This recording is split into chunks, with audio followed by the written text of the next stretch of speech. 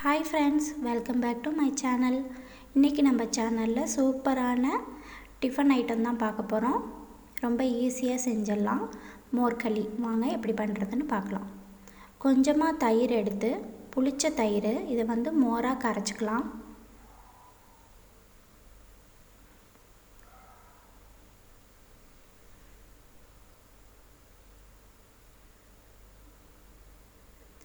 அப்புறம் ஒரு அழகு இட்லி அரிசியை அரைச்சி எடுத்து வச்சுருக்கேன். நல்லா நைஸாக அரைச்சிக்கணும்.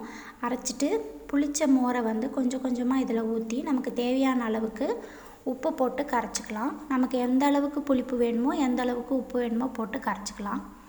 இது பச்சரிசி மாவுலேயும் செய்யலாம், பச்சரிசியை ஊற வச்சு அரைச்சும் செய்யலாம்.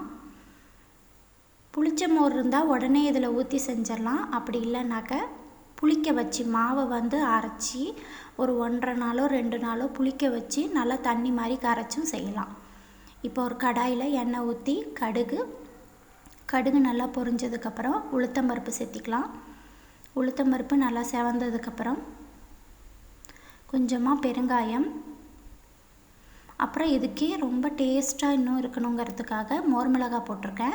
மோர் மிளகாய் இல்லைனாக்கா பச்சை மிளகாய், வரமிளகாய் எது வேணால் போட்டுக்கலாம். வரமிளகாய் போட்டால் கொஞ்சம் கலர் சேஞ்ச் ஆகிடும், ஒயிட்டாக வராது. இப்போ கருவேப்பிலை போட்டிருக்கேன். மோர் மிளகாய் கொஞ்சம் சிவந்து வந்ததுக்கப்புறம் நம்ம கரைச்சி வச்சுருக்கிற மாவை இதில் ஊற்றி கலர வேண்டியது தான். இது வந்து கைவிடாமல் கொஞ்சம் கலரணும். கைவிடாமல் ஒரு 5 நிமிஷம் கலர்னா போதும், நமக்கு மோர் களி ரெடி ஆகிடும்.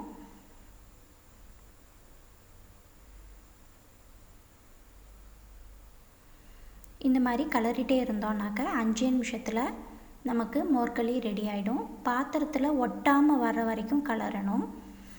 எங்கள் மாமியார் தான் இதை நமக்காக செஞ்சு காமிக்கிறாங்க. அவங்க வந்து எல்லா ட்ரெடிஷ்னல் ஐட்டமும் ரொம்ப சூப்பராக செய்வாங்க. அவங்களோட கைப்பக்குவமே ரொம்ப நல்லா இருக்கும். இந்த மோர் களினா அவங்க தான் எனக்கு சொல்லி கொடுத்தாங்க. இந்த மாதிரி பாத்திரத்தில் ஒட்டாமல் வர வரைக்கும் இதை வந்து கலரணும். அவ்வளோதான், நம்ம மோர் களி ரெடி ஆகிடுச்சு. இந்த மோர் களி மோர் மிளகாயோடு சாப்பிடும்போது ரொம்ப டேஸ்ட்டாக இருக்கும். பச்சை மிளகாய் அப்போ போட்டு சாப்பிட்டாலும் நல்லா தான் இருக்கும், ஆனால் மோர் மிளகாய் இன்னும் நல்லா டேஸ்ட் கொடுக்கும். இதை வீட்டில் செஞ்சு பார்த்துட்டு எப்படி வந்ததுன்னு கமெண்ட் பண்ணுங்கள்.